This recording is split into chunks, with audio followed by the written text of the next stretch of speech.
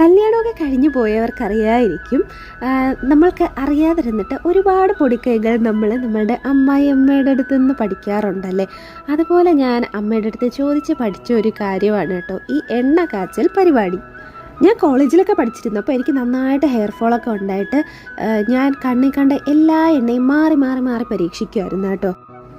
അങ്ങനെ കല്യാണമൊക്കെ അടുത്ത സമയത്ത് സത്യത്തിൽ വളരെ തിന്നായിട്ടുള്ള ഹെയർ ആയിരുന്നു എനിക്കുണ്ടായിരുന്നത്. കല്യാണം കഴിഞ്ഞൊക്കെ വന്നതിന് ശേഷം ഞാനിപ്പോൾ സ്ഥിരമായിട്ട് ഉപയോഗിക്കുന്നത് വീട്ടിൽ കാച്ചിയ എണ്ണയാണ് കേട്ടോ. ആ എണ്ണ തന്നെയാണ് കേട്ടോ 1 വയസ്സൊക്കെ ആയപ്പോൾ മുതൽ ഹയയുടെ തലയിൽ ഞാൻ യൂസ് ചെയ്യുന്നത്. അപ്പോൾ അതൊക്കെ പഠിച്ചിരിക്കേണ്ടത് ഒരു അത്യാവശ്യമാണെന്ന് തോന്നിയിട്ടാണ് കേട്ടോ ഇന്നത് നന്നായിട്ടൊന്ന് പഠിക്കണം എന്ന് വിചാരിച്ച് നിൽക്കുന്നത്. ഇന്ന് നമ്മൾ എണ്ണ കാച്ചാൻ പോകുന്നത് 1 ലിറ്റർ എണ്ണയിലാണ് കേട്ടോ. ഇതിനു മുന്നേ ഞങ്ങൾ കാച്ചിയപ്പോൾ 2 ലിറ്റർ എണ്ണയിൽ പുറത്ത് വിറകടുപ്പിലൊക്കെ വെച്ചിട്ടാണ് കേട്ടോ ചെയ്തത്. അന്ന് വീഡിയോ ഒന്നും എടുക്കാൻ പറ്റിയില്ല. ഞങ്ങൾ ഈ ഇലയൊക്കെ തണ്ടിൽ നിന്ന് സെപ്പറേറ്റ് ചെയ്തുകൊണ്ടിരിക്കുമ്പോൾ അമ്മ എനിക്ക് പറഞ്ഞു തരികയാണ് അമ്മയുടെ അമ്മ എങ്ങനെയാണ് മുമ്പ് എണ്ണയൊക്കെ ഉണ്ടാക്കിക്കൊണ്ടിരുന്നതെന്നും അതിൽ ആഡ് ചെയ്തിരുന്ന ഇൻഗ്രീഡിയൻസ് എന്താണെന്നും പിന്നെ അമ്മാമ്മ പണ്ട് മൈഗ്രെയിനൊക്കെ ഉള്ളവർക്ക് വേണ്ടിയിട്ട് എണ്ണ കാച്ചി കൊടുക്കുമായിരുന്നെന്നൊക്കെ ഉള്ള കാര്യങ്ങളൊക്കെ ഇങ്ങനെ പറഞ്ഞു തന്നുകൊണ്ടിരിക്കുകയാണ് കേട്ടോ. അപ്പോൾ അതൊക്കെ പോട്ടെ.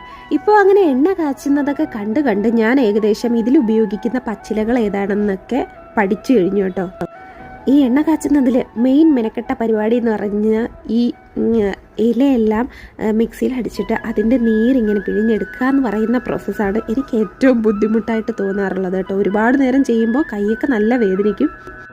ഇതിപ്പോൾ അടിച്ചെടുത്തിരിക്കുന്ന ഇലകളെന്ന് പറഞ്ഞാൽ കീഴാനെല്ലി, കൈതോന്നി, പൂവാങ്കുരുന്ന്, പിന്നെ മൈലാഞ്ചി, ഇത്ര ഇലകൾ ചേർത്തിട്ട് അരച്ച് പിഴിഞ്ഞെടുത്തുകൊണ്ടിരിക്കുന്നതാണ് കേട്ടോ ഇത്. ഞാനിവിടെ ഈ ഇലകളൊക്കെ അരിച്ചെടുത്തുകൊണ്ട് നിൽക്കുമ്പോൾ തന്നെ അമ്മ നേരത്തെ തന്നെ കറ്റാർ വാഴ, കൊച്ചുള്ളി, ചെമ്പരത്തി, കറിവേപ്പില ഇതെല്ലാം അടിച്ച് എണ്ണയിൽ മിക്സ് ചെയ്ത് വെച്ചിട്ടുണ്ടായിരുന്നു. അപ്പോൾ ആ മിക്സ് ചെയ്ത് വെച്ചിരുന്നതിനെ കൂടെ ഈ അരിച്ചെടുത്ത ഇലകളുടെയൊക്കെ നീരും കൂടെ ഒഴിച്ച് അങ്ങനെ നമ്മളുടെ പരിപാടി സ്റ്റാർട്ട് ചെയ്തിട്ടുണ്ട് കേട്ടോ.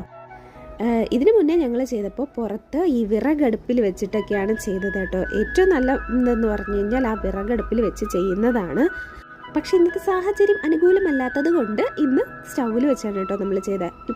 ഇപ്പോൾ ആഡ് ചെയ്തത് കുറച്ച് ജീരകവും കുരുമുളകും കൂടെ പൊടിച്ച് അതിൻ്റെ കൂടെ ഇടും കേട്ടോ. ഇനി ഒരു 2 മണിക്കൂർ നിർത്താതെ ഇളക്കിക്കൊണ്ടിരിക്കുക.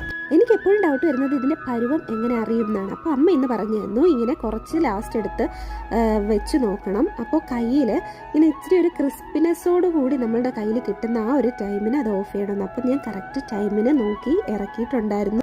അങ്ങനെ നമ്മുടെ നല്ല കാച്ചിയ വെളിച്ചെണ്ണ ഇവിടെ റെഡിയായി. ഫുൾ വീഡിയോ വേണമെന്നുള്ളവർ കമൻറ്റ് ചെയ്യാൻ മറക്കണ്ട കേട്ടോ.